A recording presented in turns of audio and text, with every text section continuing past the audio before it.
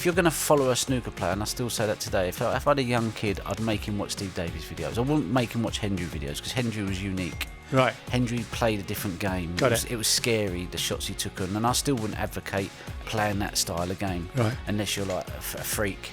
Whereas Steve Davis, we can all become a Steve Davis, and he's the greatest person to learn from. Virgin Radio. Can you do us a favour? I know you've told this story before, but the team haven't heard it because I asked earlier on about the 147 when you left the black on the table. Oh yeah. Can you tell us a bit about that and why that happened? Yeah, no, because there was always a prize for 147. So like they used to give you a car, and it was nice, you get 147 because they're so rare. Yeah, well, yeah, they were kind of really, and but it was always like a nice thing. So you get the keys to kind of think, all right, cool, and then they stopped the 147 prize. And I thought, there's no point in getting it anymore. So rather than moan about it, I thought, well, let's just make a 140 and refuse to pot the black. And just that was my protest, if you like, of saying it's just punk, not fair. I want a car. How to get punk on a snooker Give me a table? car, please. Otherwise, I'm not making. And a it was quite an easy black. Yeah, it was an easy black, yeah. And you just walked off? Well, the ref convinced me in the end to pot it. No, I know, but didn't you ask the ref earlier on to check on what the prize was? Yeah, after, I think I potted one red and I said, can you find out what the prize is for the 147? Because I just fancied it. I just thought, you know what? After what? So hang on a minute. You put one red. Yeah. You got 14 reds back still on the table, but already you fancy it. I fancied it, Hang on a minute. Stop. What does that mean? I fancied it. After one red. I don't know, you just get something in your mind where you come, I'm going to go for this, I'm going to do it. And I'm not saying, it's going to happen, but you kind of like preparing your mind for it in a way, So you say to the ref, what's the price for the 147? Yeah. Because you fancy it. Yeah. And he takes a while to find out. Yeah, he doesn't. Yeah, he found out. I think I was on about 120 pot in the yellow. And what did he say? Said, there's no prize for the 147. I'm all right, cool. I knew there wasn't anyway. And there's another story about the fastest 147, which is a 5-minute 147. Yeah. But was really stressful, even though it was only 5 minutes. Yeah, it was a terror. You know what it was? The reason why it was so quick, because I think when you're not confident, I thought the best way to override the nerves is just to not think. So I got quicker and quicker and quicker. That's right. And but it was a terrible break, and my white ball was all over the place, and I was just potting balls from here there, just out of instinct. But if I was to actually slow down and kind of go, I'm not in position, I'd have missed 100%. Yeah. So they were like my worst years as a player, because technically I was a bit all over the gaff. And you said that in the game, in the match where you scored the world record, but scrappy 147. Yeah, terrible one. How can you have a scrappy 147? It was awful. You said you were playing badly. I was awful. Yeah, I mean, I couldn't win the world championships because it was about consistency and not being patchy. Right. And I was very patchy, so I wasn't able to win the world title until I sort of deconstructed my game and took it apart and built it again so it could, get through 17 days of consistency. Yeah, you did that whole 19 to 25 years old when you were self-coaching almost, weren't you? Yeah, self-coaching and not done a very good job of it. So I thought, well, okay, I've messed up here. Let's go and find someone that I respect, and I know he's done good jobs with other players. He was a bit scared to work with me because he thought, I don't want to ruin you. I thought, listen, I'm useless as it is. I'm not rock bottom, but not far. Yeah, I was. Yeah. So we built my game together, and I've got so much thanks for Frank for doing that. That's not the same guy who ended up coaching somebody you were against in the final. No, that's a different guy.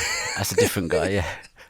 Is it true that when he pitched up, because he wasn't he coaching quite a lot of players in that match, that tournament? That tournament, yeah. And all these players had got beat, and he'd gone home. You thought that's the last I hadn't seen him for a week, and I thought, all right, cool. And then day of the final, 10 minutes before we was going out, he's in there getting balls out for the other fella, and I thought, that was it. Kind of like got in my head a little bit. And then there was the first break in play. Yeah. You phoned him up. Yeah, and I give him loads of. And what he didn't know was you could see him on the phone. I could see him in the car park. Yeah, he was pacing around. And I'm talking to him, looking at him. But listen, that was a long time ago, heat of the moment and stuff, and you can laugh about it now. But we spent a lot of time together. He must have been in my corner for 7-8 years. So, do you think you will ever coach snooker? I'd like to help a player. Because the older tennis players are great at coaching tennis now. Yeah, I'd love to help a player, because there was times in my career where I've got help and it's transformed my career. And I would like Ray Reardon, Steve Peters. I'm ever so thankful. And Frank Adamson. There's 3 people that have really that I go, you know what, you've changed my life, you know, and if I could maybe help another player. How would you? What would your qualities be as a coach? Do you think? First of all, you'd be relatable because you'll have been there and done it, which is really important. Yeah, I think a lot of it is, you know, improving on your weaknesses. A lot of people just think, oh, all I can do is pot and break build, and I'm like, okay, there's another side to the game which you need to develop, and I think also the mental side of it as well. You know what Steve Peters has done. I've appreciated how important that is. Just to, when you're mentally strong, it's such a tremendous asset to have as a sportsman, you know. Yeah.